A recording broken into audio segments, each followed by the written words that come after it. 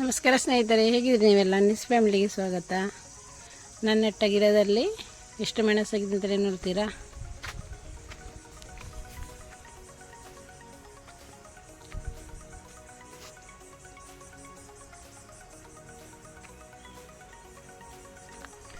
ಮೆಣಸಿನ ಕೃಷಿಯೊಂದಿಗೆ ಬೇರೆ ತರಕಾರಿ ಗಿಡಗಳನ್ನು ಕೂಡ ಒಟ್ಟಿಗೆ ನಾವು ನೆಟ್ಟಿದ್ದೇವೆ.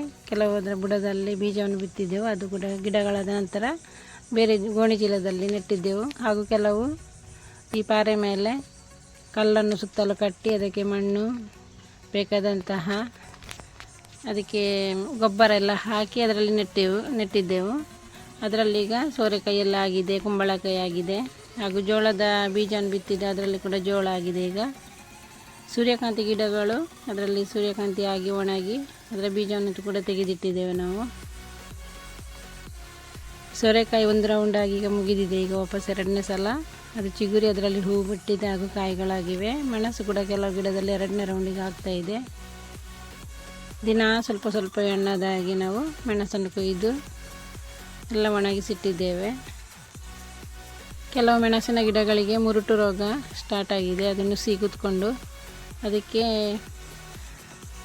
ಕಹಿಬೇವಿನ ಎಲೆ ರಸ ಹಾಗೂ ಈರುಳ್ಳಿ ಬೆಳ್ಳುಳ್ಳಿಯ ರಸವನ್ನೆಲ್ಲ ಕಡೆದು ಮಿಕ್ಸ್ ಮಾಡಿ ಅದು ನೀರಿನೊಂದಿಗೆ ಕಲಸಿದರೆ ಒಳ್ಳೆಯದು ಅಂತ ಹೇಳ್ತಾರೆ. ಕೆಲವು ಚಾನಲ್ಗಳನ್ನು ನೋಡಿದ್ದೇವೆ ಯೂಟ್ಯೂಬಲ್ಲೆಲ್ಲ, ಅದನ್ನು ಹಾಕಿ ನೋಡಬೇಕೀಗ. ಬಸಳೆ ಕೂಡ ತುಂಬ ಸಲ ಕೊಯ್ದಿದ್ದೇವೆ ಹಾಗೂ ಪದಾರ್ಥ ಮಾಡಿದ್ದೇವೆ. ವಾರಕ್ಕೊಮ್ಮೆ ಅದು ನಾವು ಅದನ್ನು ಪದಾರ್ಥವನ್ನು ಮಾಡ್ತೇವೆ. ಈ ಗೋಣಿ ಚೀಲಗಳಿಗೆ 5-6 ತಿಂಗಳಾಯ್ತು ಅಂತ ಕಾಣ್ತದೆ. ಈಗ ಹೊಳತಾಗಿದೆ. ಬೇರೆ ಗ್ರೋ ಬ್ಯಾಗನ್ನು ತಂದಿಟ್ಟಿದ್ದೇವೆ. ಎಷ್ಟು ಸಮಯ ಬರ್ತದೆ ನೋಡಬೇಕು. ಇದು ತುಂಬ ಬಿಸಿಲಿಗಿದ್ದ ಕಾರಣ ಎಲ್ಲ ಹುಡಿ ಹುಡಿ ಆಗ್ತಾ ಇದೆ. ಅಂಬಟೆ ಗಿಡದಲ್ಲಿ ಅಂಬಟೆ ಒಂದೇ ಉಳಿದಿದೆ. ಈಗ ಉಳಿದದೆಲ್ಲ ಉದುರಿ ಹೋಯಿತು. ಹಾಗೂ ಅದರ ಮೇಲೆ ಈಗ ಹೂ ಬಿಟ್ಟಿದೆ. ಈ ಬಳ್ಳಿಯಲ್ಲಿ ನೋಡಿ 4 ಕುಂಬಳಕಾಯಿ ಇದೆ. ಇದರಲ್ಲಿ ಜೋಳ ಆಗಿದೆ. ಮುಳ್ಳು ಸೌತೆಯ ಬಳ್ಳಿಯಲ್ಲಿ ಒಂದು ಮುಳ್ಳು ಸೌತೆಯನ್ನು ಕೊಯ್ದಿದ್ದೇವೆ. ಈಗ ಆಗ್ತಾ ಇದೆ ಅದರಲ್ಲಿ ಸಣ್ಣ ಸಣ್ಣದು. ಅದಕ್ಕೆ ಚಪ್ಪರೆಯನ್ನು ಹಾಕಲಿಕ್ಕೆ ಅಲ್ಲಿ ಜಾಗ ಇಲ್ಲ, ಪಾರೆ ಆದ ಕಾರಣ ಅದು ಗುಂಡಿ ತೆಗಿಲಿಕ್ಕೆ ತುಂಬ ಕಷ್ಟ ಇದೆ. ಆದ ಕಾರಣ ನೆಲದಲ್ಲೇ ಈ ರೀತಿ ಬಿಟ್ಟಿದ್ದೇವೆ. ಅದರಿಂದ ಹರಿವೆ ಗಿಡಗಳನ್ನು ಕೆಲವು ತೆಗೆದು ನಾವು ಗೋಣಿ ಚೀಲದಲ್ಲಿ ನೆಟ್ಟಿದ್ದೆವು. ಅದಕ್ಕೆ ಚೆನ್ನಾಗಿ ಸೊಂಪಾಗಿ ಬೆಳೆದಿದೆ. ಒಂದೇ ರೀತಿಯ ತರಕಾರಿ ಬೆಳೆಯುವುದಕ್ಕಿಂತ ಈ ರೀತಿ ಬೇರೆ ಬೇರೆ ಥರದ ತರಕಾರಿ ನೆಟ್ಟರೆ ನಮಗೆ ಬೇರೆ ಬೇರೆ ಬಗೆಯ ತರಕಾರಿಯನ್ನು ಸೇವಿಸಬಹುದು. ಇದು ದೊಡ್ಡ ಜಾತಿಯ ಕುಂಬಳಕಾಯಿ. ನಾವು ಬಚ್ಚಂಗಾಯಿ ಅಂತೇಳಿ ಯೋಚಿಸಿ, ಕಲ್ಲಂಗಡಿ ಹಣ್ಣು ಅಂತ ಯೋಚಿಸಿ ತುಂಬ ಖುಷಿ ಪಟ್ಟಿದ್ವಿ. ಈಗ ನೋಡುವಾಗ ಅದು ಕುಂಬಳಕಾಯಿ.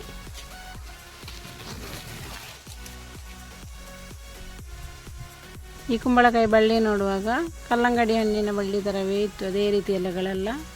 ನಾವು ಕಲ್ಲಂಗಡಿ ಹಣ್ಣು ಅಂತೇಳಿ ಯೋಚಿಸಿ ತುಂಬ ಖುಷಿ ಪಟ್ಟಿದ್ದೇವೆ. ಈಗ ನೋಡುವಾಗ ಅದು ಕುಂಬಳಕಾಯಿ, ದೊಡ್ಡ ಜಾತಿಯ ಕುಂಬಳಕಾಯಿ ಆಗಿದೆ. ಈಗ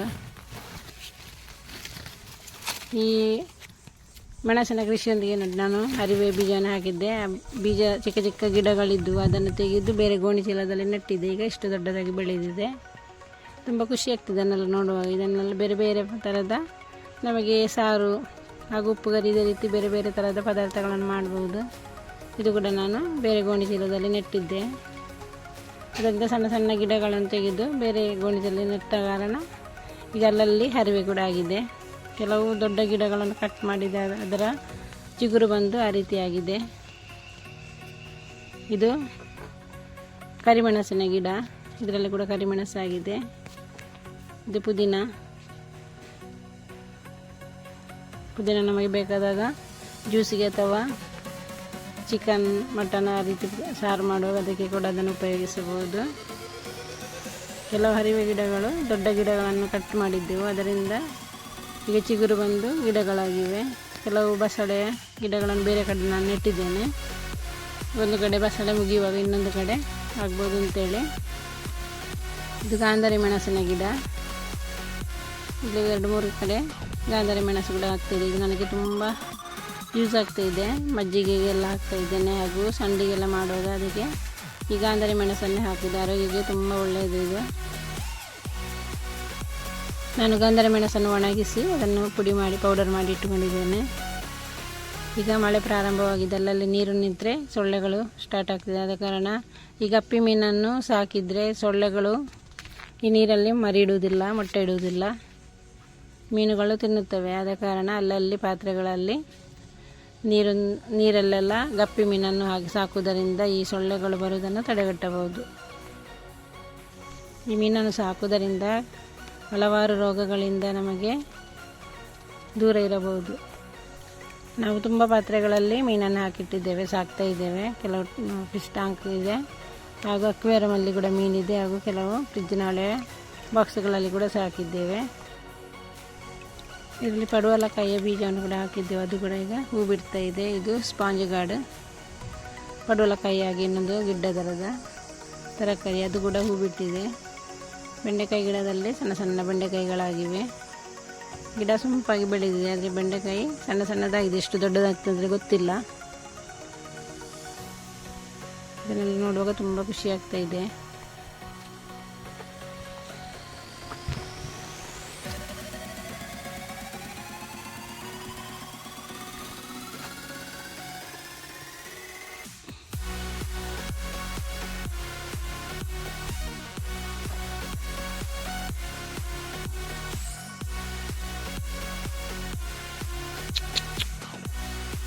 ಸೋರೆಕಾಯಿಯ ಬಳ್ಳಿ ಹಾಗೂ ಕುಂಬಳಕಾಯಿಯ ಬಳ್ಳಿ ಮಾವಿನ ಮರಕ್ಕೆ ಏರ್ತಾ ಇದೆ.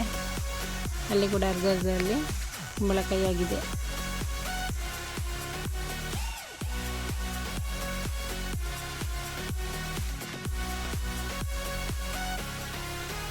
ಸೋರೆಕಾಯಿ ಬಳ್ಳಿಯಲ್ಲಿ ಸಣ್ಣ ಸಣ್ಣ ಕಾಯಿಗಳಾಗಿವೆ, ಹೂ ಬಿಡ್ತಾ ಇದೆ, ಕಾಯಿಗಳಾಗ್ತವೆ, ಆದರೆ ಎಲ್ಲ ಉಳಿಯುವುದಿಲ್ಲ.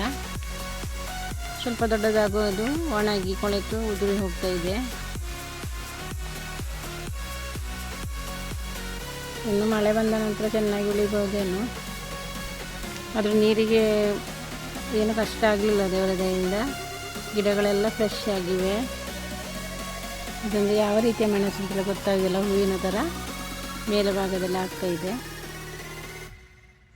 ಇಷ್ಟರವರೆಗೆ ಅದೆಲ್ಲ ಮೆಣಸನ್ನು ನಾನು ಕೊಯ್ದು ಸ್ವಲ್ಪ ಸ್ವಲ್ಪ ಒಣಗಿಸಿ ಅದರ ತೊಟ್ಟನ್ನೆಲ್ಲ ತೆಗೆದಿಟ್ಟಿದ್ದೇನೆ.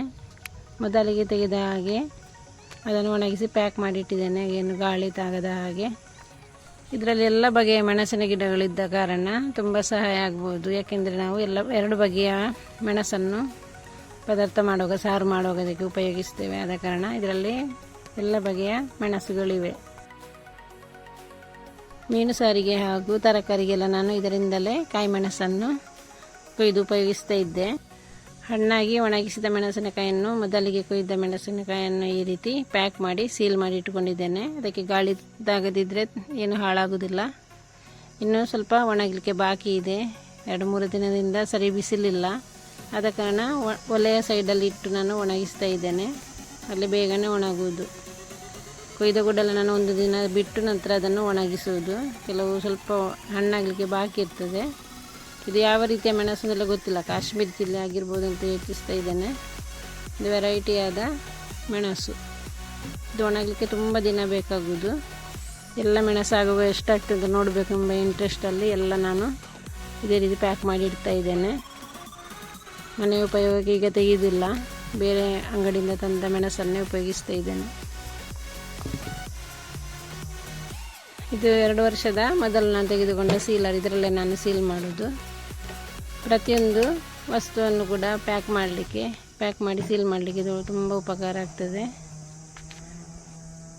ಸ್ವಲ್ಪ ಸ್ವಲ್ಪ ಮೆಣಸನ್ನು ತೊಟ್ಟು ತೆಗೆದು ಅದನ್ನು ಒಣಗಿಸಿಟ್ರೆ ಅದು ಬೇಕಾಗುವ ನಮಗೆ ಸುಲಭ ಆಗ್ತದೆ ಯೂಸ್ ಮಾಡಲಿಕ್ಕೆ. ಇಷ್ಟರವರೆಗೆ ಇಷ್ಟು ಮೆಣಸಾಯಿತು ನೋಡಿ, ತುಂಬ ಖುಷಿ ಆಗ್ತಾಯಿದೆ. ಕಷ್ಟಪಟ್ಟು ಮಾಡಿದ ಕೆಲಸಕ್ಕೆ ಪ್ರತಿಫಲ ಸಿಕ್ಕಿಯೇ ಸಿಗ್ತದೆ. ನಾವು ಮನೆಯಲ್ಲೇ ಇರುವಾಗ ಈ ರೀತಿಯ ತರಕಾರಿ ಗಿಡಗಳನ್ನೆಲ್ಲ ನೆಟ್ಟ ಕಾರಣ ನಮಗೆ ಇದೆಲ್ಲ ಯೂಸ್ ಮಾಡ್ಬೋದು. ಹಾಗೂ ತರಕಾರಿ ಕೂಡ ಬೇರೆ ಬೇರೆ ಬಗೆಯ ತರಕಾರಿಗಳನ್ನು ಸೇವಿಸಬಹುದು.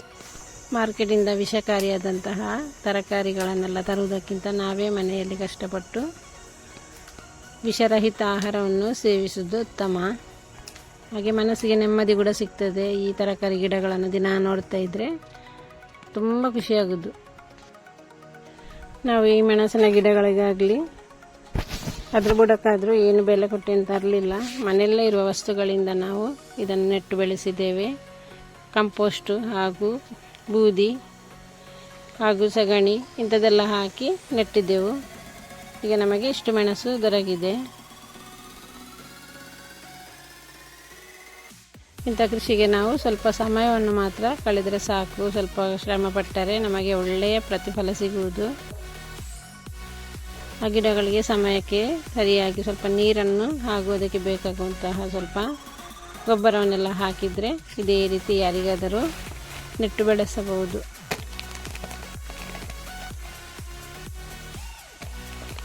ನಮ್ಮ ಈ ಸಿಂಪಲ್ ಆದ ವಿಡಿಯೋ ಇಷ್ಟವಾದರೆ ಒಂದು ಲೈಕ್ ಕೊಡಿ, ಶೇರ್ ಮಾಡಿ, ಸಬ್ಸ್ಕ್ರೈಬ್ ಮಾಡಿ. ಇನ್ನು ಮುಂದಿನ ಒಂದು ಒಳ್ಳೆಯ ವಿಡಿಯೋದೊಂದಿಗೆ ಸಿಗುವವರೆಗೂ ಬಾಯ್.